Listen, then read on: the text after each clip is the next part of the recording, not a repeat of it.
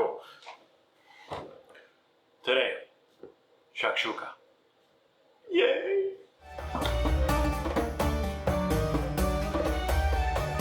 If I don't set off a smoke alarm, it'll be a miracle.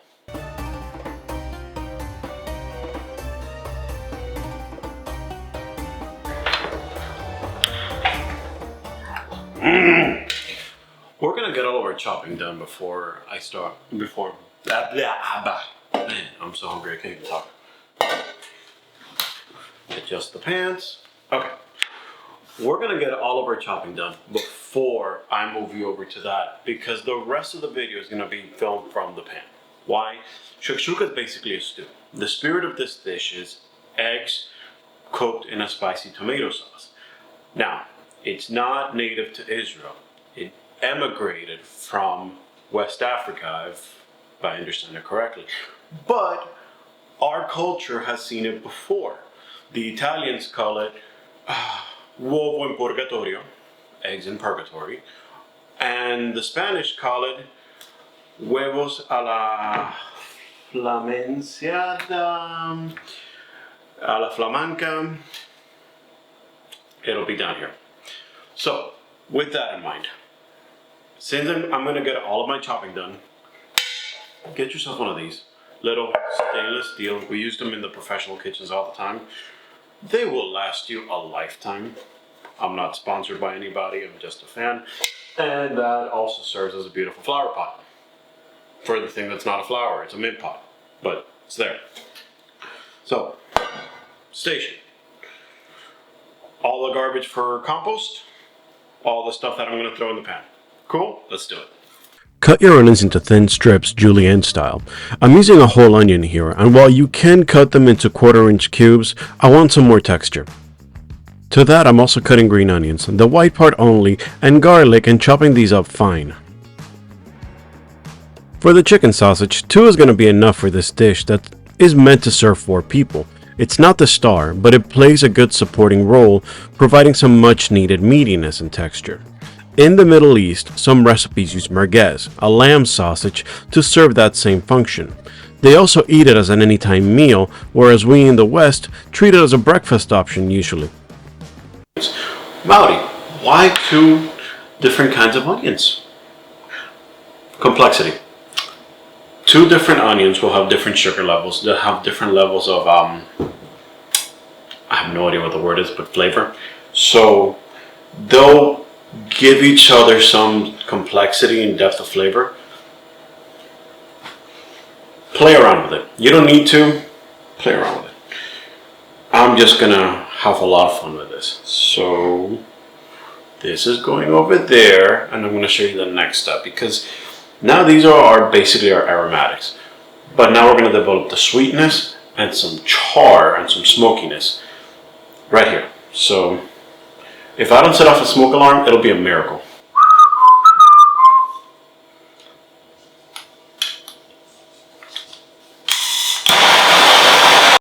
This dish is going to need sweetness. Sweet peppers and Campari tomatoes do the job here.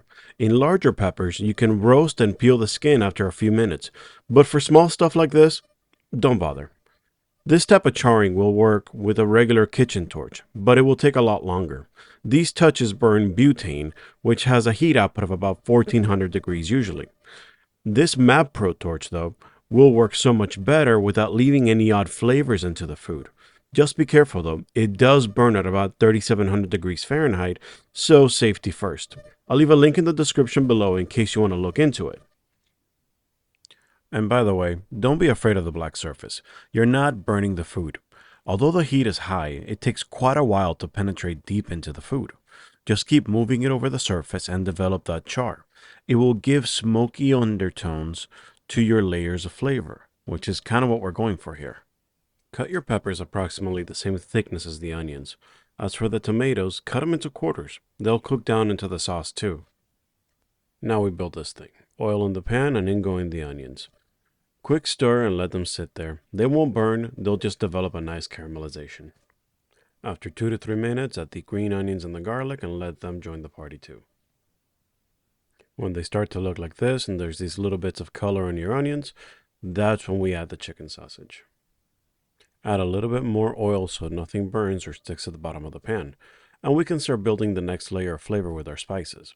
I'm adding whole cumin, about a teaspoon of the stuff, and let that toast for a minute, stirring so nothing burns. Add red pepper flakes, just a little bit to taste, and one of my favorite spices, Berbere. This gives a fragrant, low and slow burn that goes so well with this dish. It's from Ethiopia, and I'll leave a link in the description if you want more info about it. Stir the toasted spices for about 30 seconds. That's gonna let the fragrance really come through though. Add the peppers and tomatoes and combine. I'm also adding 1 tablespoon of tomato paste to help break everything down and give it a really rich umami flavor in the process. Finally, add a whole 28-ounce can of crushed tomatoes, and that forms the basis of our sauce. Stir to combine and lower the heat to a bare simmer. It makes me happy to share these recipes with you and talk about them and nerd out a little bit. So thanks for sticking with me so far. At this point, the sauce is acidic and spicy, but it's not balanced. To fix that, we add some honey, about a tablespoon, but it's up to your taste buds. This really is going to round it out and make it better. For my taste, it could use some more Burberry, so here we go. Always taste and adjust. If you're cooking, you should always be tasting. Season with salt and pepper, and cover for about 10 minutes, letting all the flavors mellow together and really come together. After which, I'm just tearing some basil with my hands to add a layer of freshness. And all that hard work has led us to this moment. Cue the drama!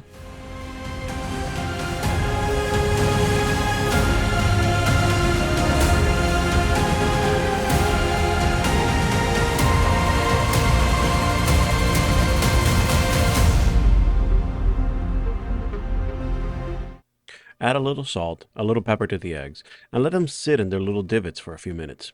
As you can tell, the whites at the bottom are already cooking, but it will take some time for the heat to cook the yolk. Cover it another 3 to 5 minutes depending on your desired doneness. I'm also adding a few dollops of goat cheese I had in the fridge. Most people use feta, but as you can guess, we're not most people. We're creamy goat cheese people, and nothing gives this dish a creamy tang like goat cheese. Finally, toast some pita in oil, sprinkle scallions over the top, and we're done. Cut up the pita, drizzle some respectful amounts of olive oil over it, and let's plate it. But really, I'd set this dish on the table and let everyone scoop, just family style. We're gonna get a little bit of egg, a little bit of sauce, and pita for scooping. Shakshuka is typically served with pickled vegetables too. If only we had some from our last video. Oh wait! And it's like we planned this or something. We didn't.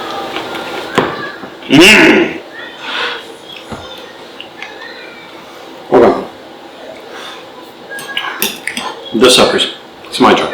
I do what I want. This sucker's. Cumin. Delicious. Basil. No. Did I put basil or did I put mint? I put mint in this. It's very good. It doesn't have a kick.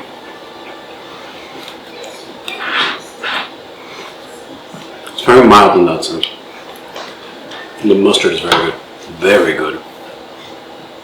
Oh, go make these pickles. So yes, add your pickles to the plate, and here we go.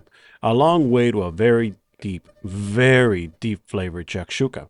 But how does it taste? For that, I'll leave you to my lovely wife as she came home from work while I was filming, and we get to try this together.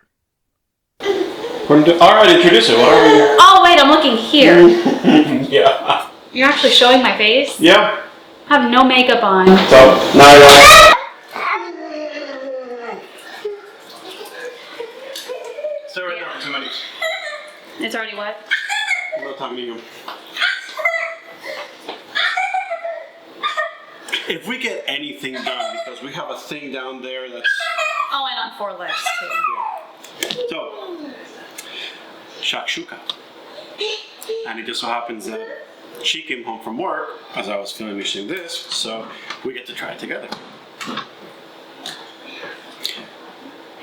Ladies first. What am I supposed to get? Alright, a little bit of everything. There's chicken sausage in there. Okay. There's peppers. And that chicken sausage I've been wanting to try. Yeah. With eggs. I probably shouldn't touch a hot. It's not that hot anymore.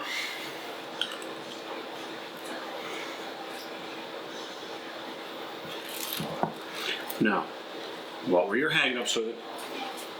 He just stole my pita. Mmm.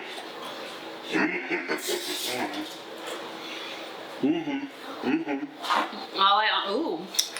Mmm. I got that kick. I Yeah. don't like it. And you don't like spicy. No, I don't, but that's not even that spicy. Ooh, nice cooked egg there. I know. All this needs, honestly, is like either some mashed potatoes or some rice to put over it. Rice I could understand. But really. Why not mashed potatoes? Yeah. Or like a nice creamy mashed potato. Okay, I had a tractor run over my foot right now. Oh my god. Ooh. I haven't had any food since like lunch yesterday. You know what this reminds me of? Oh. That breakfast jambalaya that you made when we first started dating. Ooh, I remember that. That was fun. Yeah. Where I was like, this guy can make something out of nothing. He agreed.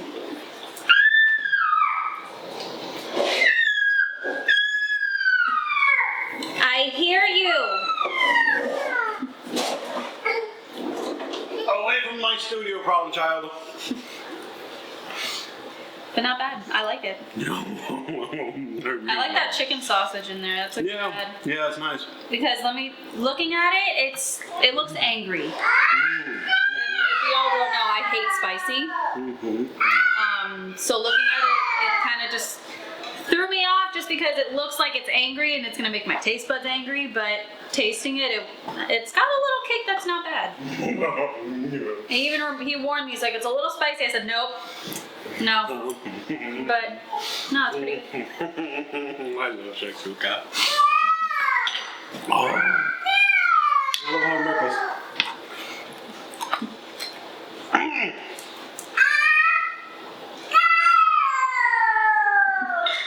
Get down. Did you try the goat cheese in there? No, I didn't. Try with it. So, it's like a reduced stew. It's good on a rainy day like this. Yeah, it's very comforting, very warm. Gus, get down. The char from the peppers and the tomatoes, do you feel that? Like a little bit of smoky char? I definitely taste the tomato, the peppers for some reason I'm not, but I don't doubt that they're in there. Okay, the goat cheese doesn't work. It does, right? So, people do it with feta cheese, but I think it's too salty and the texture is wrong. That tartness kind of, it complements the spicy a little bit. Yeah, it cuts it because it's creaminess. Now the eggs are a little bit more done than I would have liked. This one's not.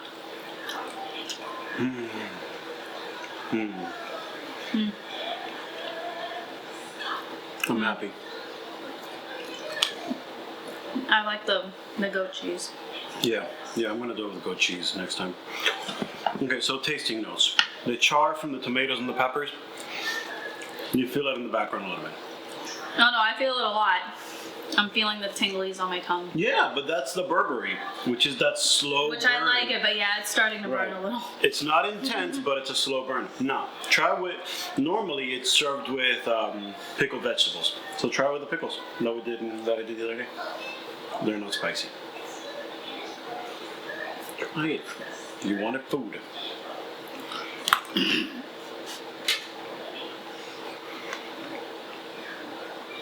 That about sums it up.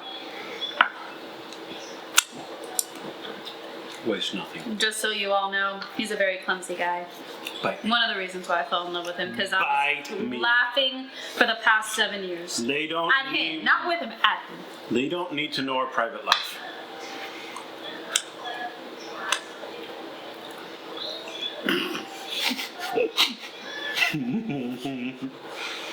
Wow. Make this. Just make this. And the goat cheese works. It has a little creamy. With mashed potatoes. No. Pita. when it's nice and, well, not nice, but when it's yucky outside and, you know, all those tornado warnings and all that, what better dish than something nice and creamy and yummy and, you know, snuggly. Mashed potatoes are snuggly. Forget snuggly. Smile real quick. What? He had like tomato covering one tooth. My tomato tooth. Yeah. What do you think? What? Should have added mushrooms. I've seen them do it with mushrooms. I have pickled mushrooms. I thought. If I hesitated, even though it kind of would have worked, because it's already very, very thick. If you add something else with texture, as you're trying to poach the eggs wouldn't necessarily sit at the bottom. They would just be floating on top. And it wouldn't necessarily work as well. The whole point of this is that you create little pockets for the eggs to sit on so that they cooked like a U from all sides.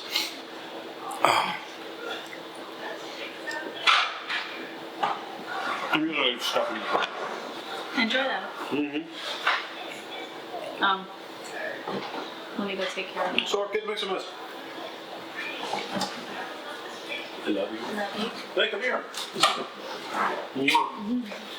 I'll pick it up. Yeah. Make this.